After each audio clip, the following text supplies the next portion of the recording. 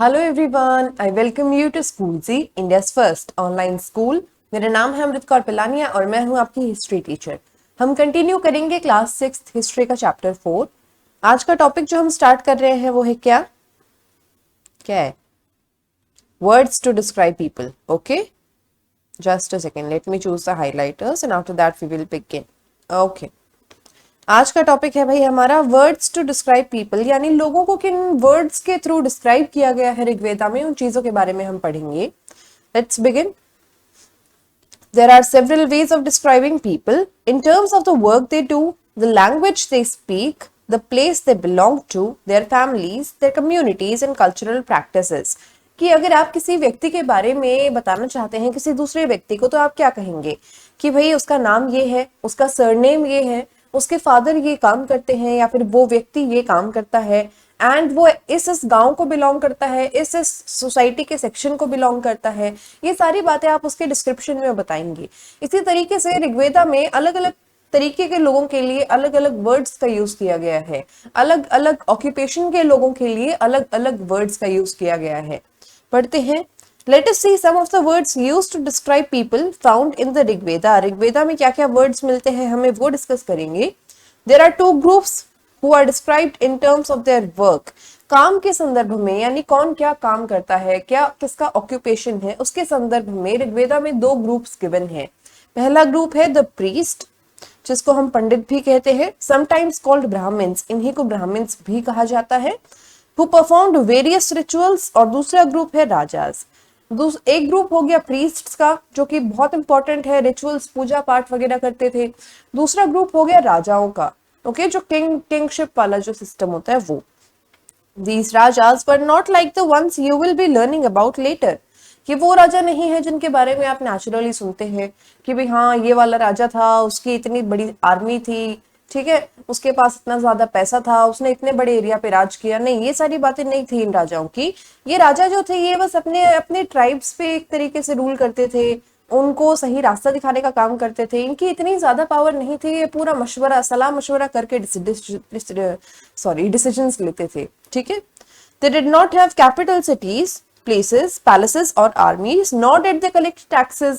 ऋग्वेद में जिन राजाओं का जिक्र किया गया है वो राजा, ना तो उनकी कोई कैपिटल सिटी होती थी, ठीक है, ना ही उनके कोई ऐसे बड़े बड़े महल होते थे। वो नॉर्मली उन्हीं घरों में रहते थे जिनमें उनकी प्रजा रहती थी, और ना ही उनकी बड़ी बड़ी आर्मीज होती थी। आप ये कहेंगे कि मैम फिर उनकी लड़ाइयां कैसे होती थी, उनपे अगर किसी ने अटैक कर दिया तो सिचुएशन में जो वहां की आम जनता थी वही फौज का काम भी करती थी, ठीक है।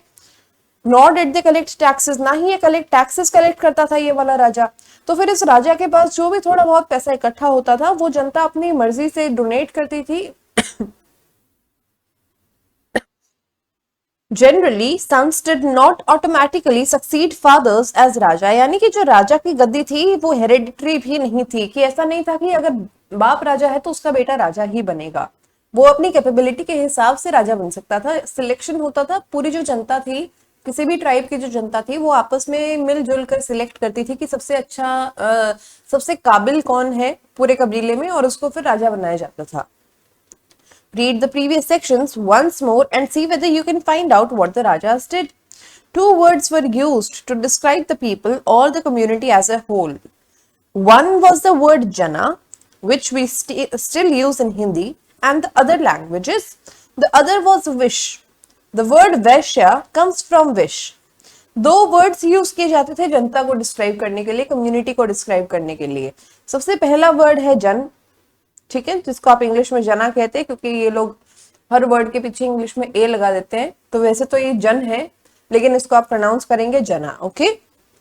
और दूसरा वर्ड है विश। जो आपने नाम सुना होगा ना कि वैश्याज होते थे, शूद्राज होते थे, वो वैश्या नाम यहीं से आया है, from the word wish, okay. You will learn more about this in chapter 5। Several Vish or Jana are mentioned by the name, so we find references to the Puru Jan or the Vish, the Bharat Jan or the Vish, the Yadu Jan or the Vish and so on। यानी कि बहुत सारे अलग अलग tribes के बारे में बताया गया है ऋग्वेद में, अलग अलग ट्राइब्स का नाम लिया गया है और उन सभी के साथ जन या फिर विश वर्ड का इस्तेमाल किया गया है। जिससे हमें ये समझ में आता है कि ये जो नाम दिए गए हैं ऋग्वेद में, पुरु हो गया, भारत हो गया, यदु हो गया, ये तीनों नाम क्या है? ये ट्राइब्स के नाम हैं, ट्राइब्स के नाम है ये। ओके, और इन सब में से सबसे पावरफुल ट्राइब थी भारत ट्राइब। ये भारत ट्राइब जो थी इसने बाकी ट्राइब्स को हरा दिया था और इवेंचुअली यही सबसे ज्यादा पावरफुल होकर उभरी थी, इसीलिए भारत ट्राइब के नाम पे ही इंडिया का नाम पड़ गया भारत। ओके, पुरु ट्राइब याद है? आपने ये किए होंगे ना, जो ये कौरव वगैरह का जो कौरव पांडवों की जो लड़ाई थी वो इसी ट्राइब में हुई थी। Do any of these names sound familiar? Sometimes the people who composed the hymns described themselves as Aryans and called their opponents as Dasas or Dasyus.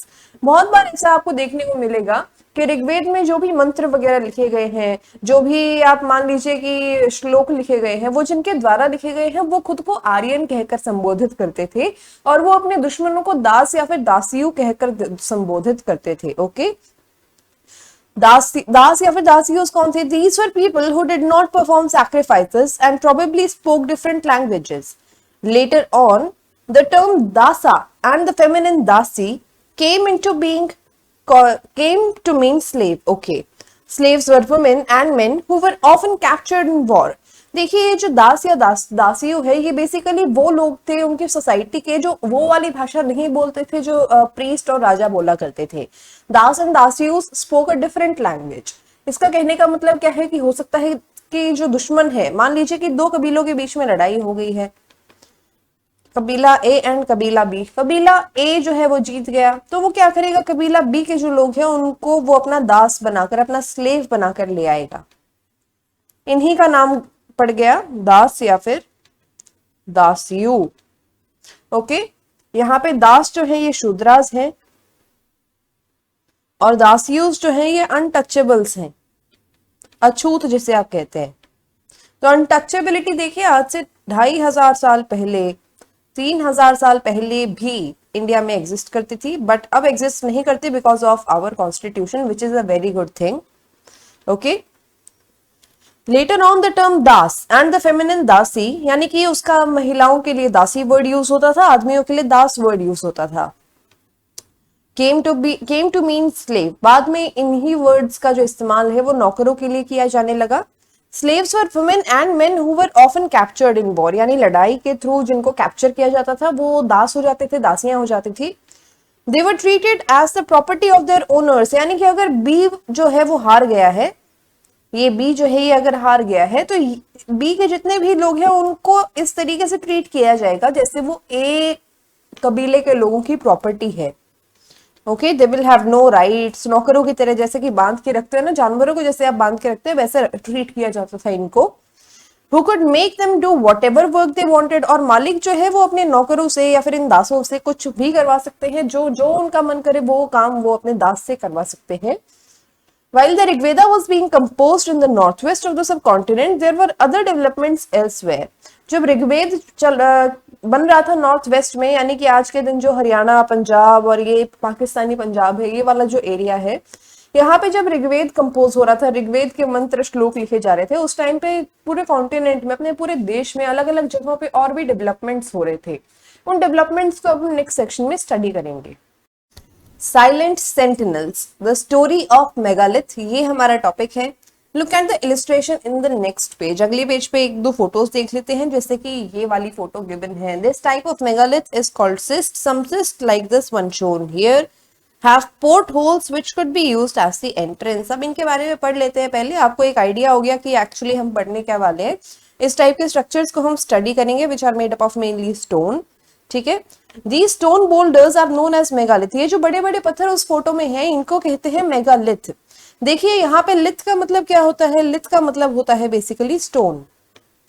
लिथ mean stone, और मेगा का मतलब होता है ह्यूज, यानी बहुत बड़े, बिग स्टोन, ह्यूज या फिर big.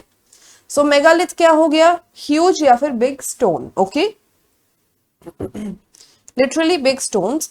These were carefully arranged by people and were used to make burial sites. इन बड़े बड़े पत्थरों को लोग बहुत ध्यान से, बहुत केयरफुली एडजस्ट करते थे ताकि बरियल साइट्स बनाई जा सके, ऐसी जगह बनाई जा सके जहां पे अपने फैमिली के मरे हुए लोगों को या अपने ट्राइब के मरे हुए लोगों को वो दफना सकते थे।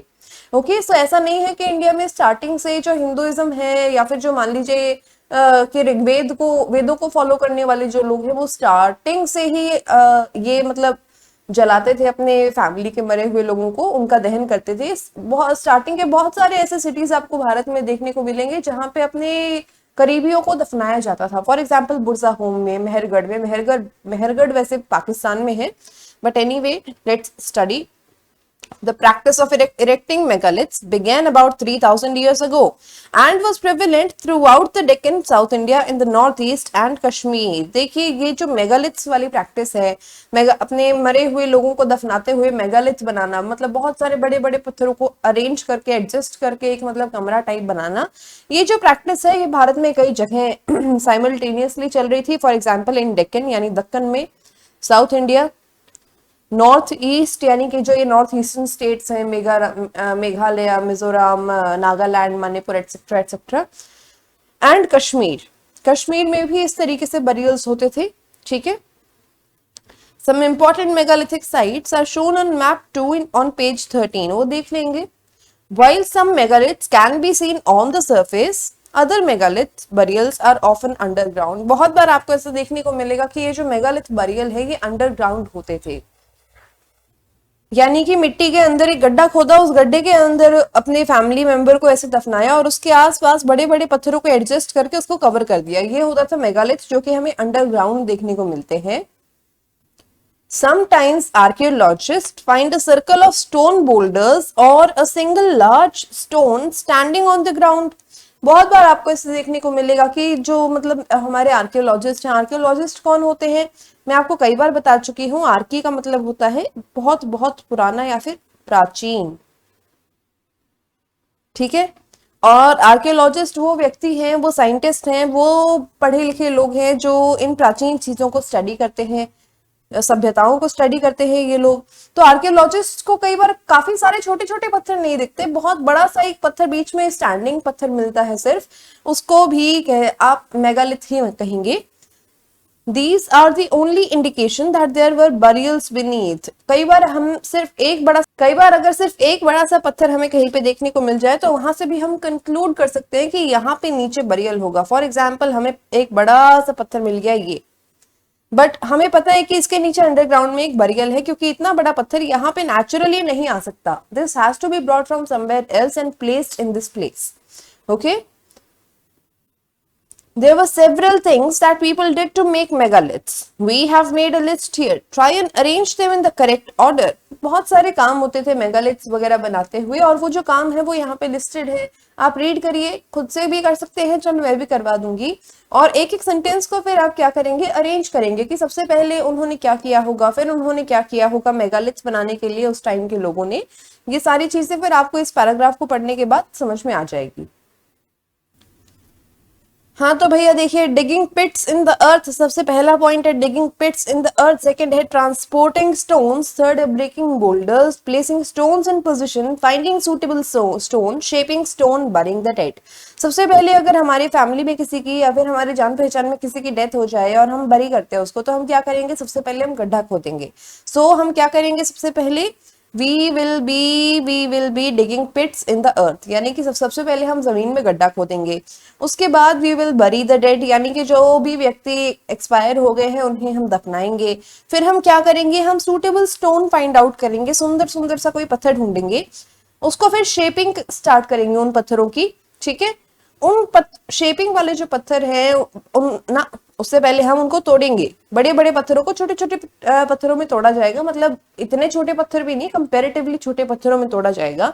उसके बाद उन छोटे पत्थरों को शेप दी जाएगी, they will be shaped, and एक बार उनकी शेपिंग हो जाए तो उन्हें ट्रांसपोर्ट किया जाएगा उस लोकेशन पे जहां पे हमने अपने डेड को बरी किया है। Okay, and then the stones will be placed on the position, और उसके बाद हम उस पत्थर को अपनी पोजीशन पर सजा देंगे, रख देंगे। Okay, all these burials have some common features. Generally, the dead were buried with distinctive pots which are called black and red ware. कि जितने भी बरियल्स की हम बात कर रहे हैं इन सब में आपको कुछ बेसिक कैरेक्टरिस्टिक फीचर्स बहुत स्पेशल देखने को मिलेंगे जो कि बाकी बरियल्स में नहीं मिलते। फॉर एग्जाम्पल इन बरियल्स में जो भी व्यक्ति हमने दफनाया है उसके साथ रेड एंड ब्लैक कलर के मटके आपको देखने को मिलेंगे, जिनको हम कहते हैं रेड एंड ब्लैक वेयर या फिर black and red ware. Okay, also found are tools and weapons of iron and sometimes skeletons of horses, horse equipments and ornaments of stone and gold. In burials में ही जो व्यक्ति expire हो गया है उसके साथ साथ हमें वेपन्स देखने को मिल सकते हैं। ओके, वेपन्स लोहे के भी हो सकते हैं एंड इसके अलावा स्केलेटन्स हमें देखने को मिलते हैं घोड़ों के, हॉर्स इक्विपमेंट्स यानी घोड़ों को चलाने के लिए, घोड़ों के लिए जो इक्विपमेंट्स होते हैं, नाल हो गई, उसके सैडल हो गया, ये सारी चीजें हमें मिलती हैं। ऑर्नामेंट्स मिलते हैं, हमें ज्वेलरी मिलती है गोल्ड की या फिर स्टोन्स की। ये सारी चीजें क्या दर्शाती हैं कि उस टाइम के जो लोग थे उनका मानना था कि जो व्यक्ति इस दुनिया में एक्सपायर हो चुके हैं, उनका सफर इस दुनिया में खत्म हो चुका है, उन्हीं व्यक्तियों का सफर अब एक नई दुनिया में शुरू होगा और वहां पे शायद उन्हें घोड़ों की भी जरूरत पड़ सकती है, उन्हें सोना चांदी की भी जरूरत पड़ सकती है, उन्हें इंपॉर्टेंट जो प्रेशियस स्टोन्स होते हैं उनकी आवश्यकता पड़ सकती है। इसीलिए ये सारी चीजें मरे हुए लोगों के साथ दफनाई जाती थी ताकि उनको अगली लाइफ में अगर वो जाए वहां पे उनको सुविधा हो जाए। Was iron used in the Harappan sites? क्या आयरन को हड़प्पन सिटीज में यूज किया जाता था? बताइए। आयरन हड़प्पन सिटीज में थोड़ा बहुत यूज होता था, इतना नहीं होता था। नो, हड़प्पन सिटीज में आयरन यूज नहीं होता था। हड़प्पन सिटीज में मेनली कॉपर होता था, copper and bronze. Just a second, copper bronze, copper में टिन मिला दो तो ब्रॉन्ज बन जाएगा, एलॉय होता है ना ये चीजें उसमें यूज होती थी। आयरन का यूज अब आपको ओनली वैदिक सोसाइटी में देखने को मिलेगा। Iron equipment found in megalithic burial, देखिए ये एक लोहे का इक्विपमेंट है जो हमें मिला है। ओके, सो आपने देखना है लेफ्ट यहाँ पे ये, हाँ और भी चीजें गिवन है। ये हॉर्स इक्विपमेंट्स है यानी घोड़े के लिए जो हमें जिन इक्विपमेंट्स की आवश्यकता पड़ती है, ठीक है। इसके अलावा ये जो है ये एक्सेस है, हाथ इसमें घुसा के और ऐसे ऐसे आप खोद सकते हो इसके साथ। और ये है हमारा एक डैगर जो कि हमें उन बरियल्स में मिला है। आगे चलते हैं, finding out about social differences. अब ये वाला जो टॉपिक है ये नेक्स्ट क्लास में स्टार्ट करेंगे, तब तक के लिए आप पढ़ते रहिए, अपना और अपनी फैमिलीज का ध्यान रखिए एंड इसको रिवाइज करते रहना, किताब में मार्क करते रहना जो भी मैं कह रही हूँ। So thank you and bye bye.